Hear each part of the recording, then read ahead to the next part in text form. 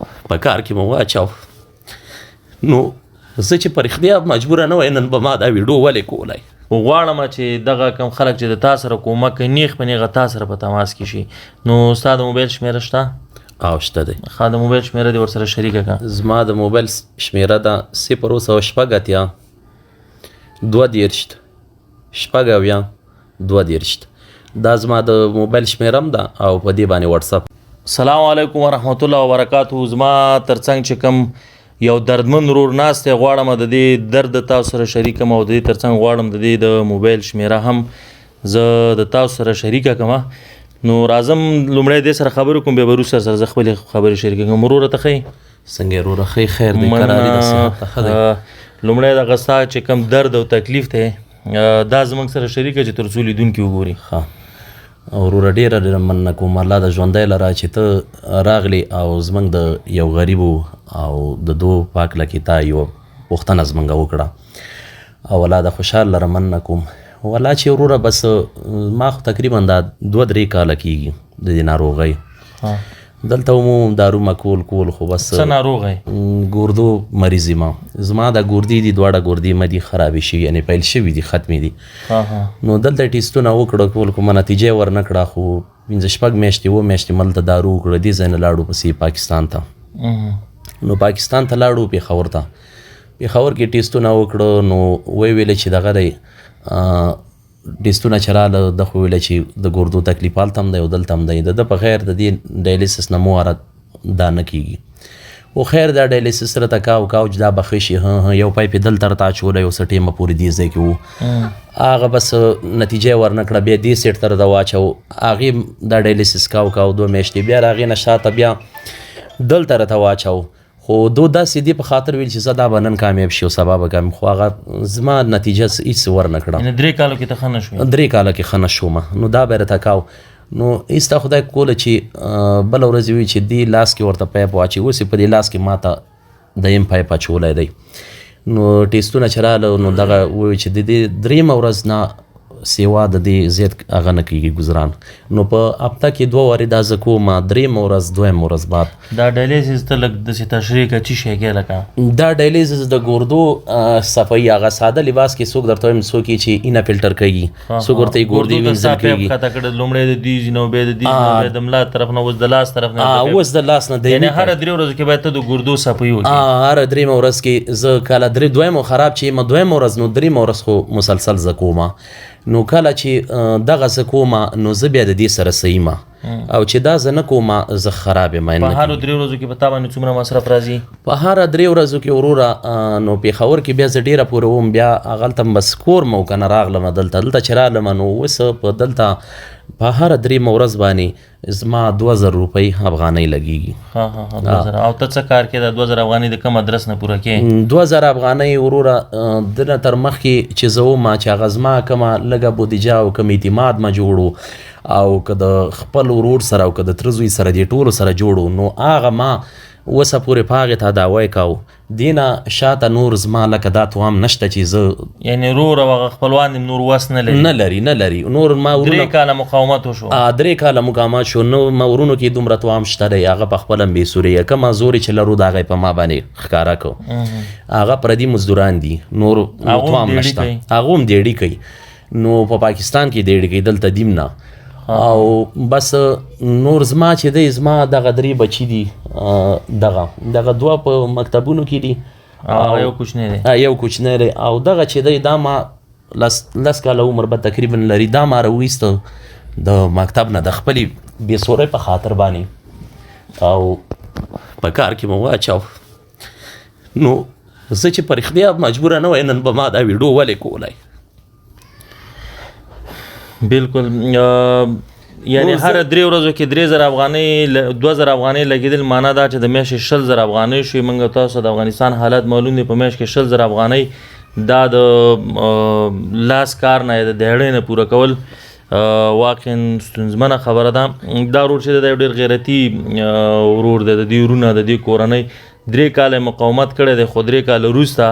بالاخره دوی په دې باندې مجبورېږي چې موږ سره اړیکې ونیسي چې یو ویډیو جوړ کړو. د دې نمبر به زه تاسو سره انشاءالله تعالی نیغ په نیغه شریکوم که موږ او تاسو چېرته غواړو د دغه ماشومانو مخونه زه ولې نه راولم په دې خاطر باندې چې انشاءالله تعالی زه په دې باندې یقیني یم چې دا دغسې یو غیرتي کورنۍ بچیان دي انشاءالله تعالی دا په راتلونکي کې د دې وطن ځوانان به وي، ډاکټران به، انجینران به، دا ماشومان به موږ ځان ته نه پرېږدو، دو سره به ودرېږو. دا ورو ډېر زیات احساساتي هم شو نو کنې ما غوښتل چې تر اخره پورې د تاسو سره وغږېږي نو نه غواړم چې زه د دې احساسات نور هم داسې کومه چې سبا خدای مکه دا جوړ شي او بیا ورسره خلک شریکوي. نو هر 3 ورځو کې چې اوس ته 2000 افغانو ته ضرورت لري، ډاکټران څه چې دا به څومره وخت دوام کوي؟ دا ډاکټران یې چې تر څو پورې ته ژوندی دا به ته کوي په یو قسم به خلاص شي چې دا ته ګرده بدله کړي، یو ګردم تا ته کفایت کوي، یو هم ته بدله کړي کار. یعنې ته د ګردې بدلولو ته اړتیا لري؟ ګردې بدلولو ته اړتیا لرم. په پېښور کې راته وویله چې بدله به کړو درته، خو هغې ته زما وس نه کېده. 15 لکه روپۍ پاکستاني کلدارې راته ویلې او دلته به ایراد کې کېږي دغه 10 لکه افغانۍ پورې به کېږي، ایراد کې لږ کم کېږي تنې که نه.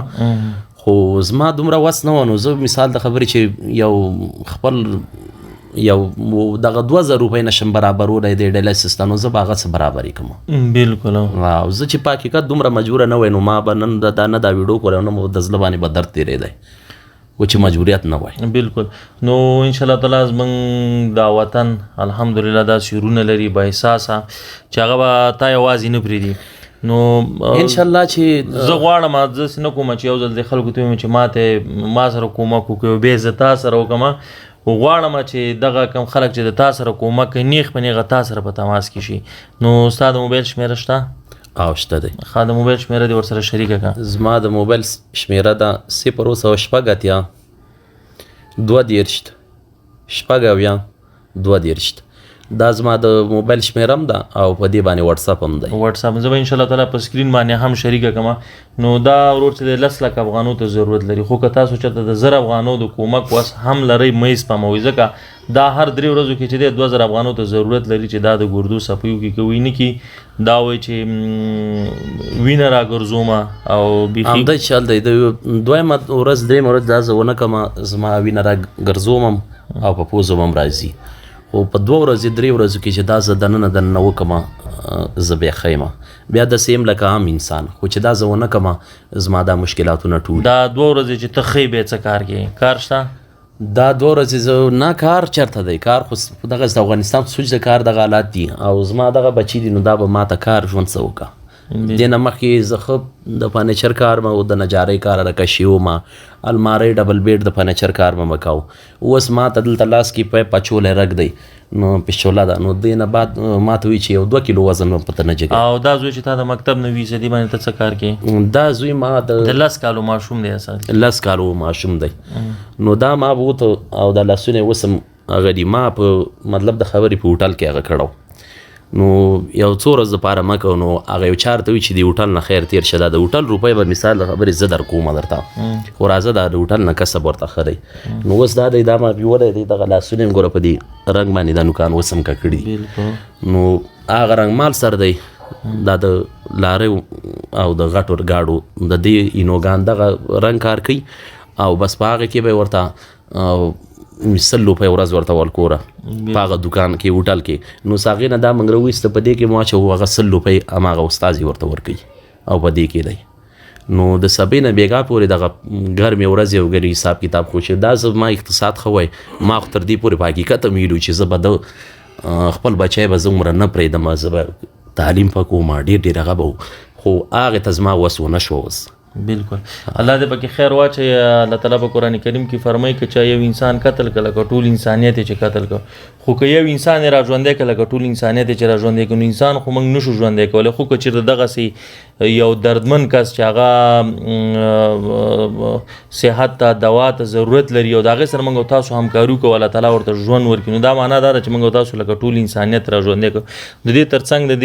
ترڅنګ 3 زامن ناست دي، همدغسې به نور بچیان وي. څو کسه فامیل لري؟ فامیل زه تقریبا دا 3 بچي دلته دي سره او یو کوچنی دی وړوکی دی یو ملور ده. نو 15 اولادونه دو تقریبا 9 کسه فامیل دی. د دې اوه کسه فامیل یوازینی اسره چې دا ځوان دی دا خپله کاریګر دی ښه کسبګر دی خو دغه کوم مرض او تکلیف چې ورته پېښ شوی دی دی نه پرېږدي چې دا کار وکړي نو راځئ د دې تر څنګ ودرېږو دې سره که زموږ او ستاسو هر څومره وس رسېږي کومک ورسره وکوئ خو کومک ورسره نیغ په نیغه دې سره وکوئ چې تر څو دا په خپلو مټو باندې په خپل کار باندې بېرته ودرېږي او دغه اولادونه چې دا کوم ارمان لري چې دوی به زده کړې کوي دوی به تعلیم کوي او دوی به د دې مظلوم او ټپي هېواد په ابادۍ کې برخه اخلي چې همدغسې وشي. السلام علیکم ورحمت الله.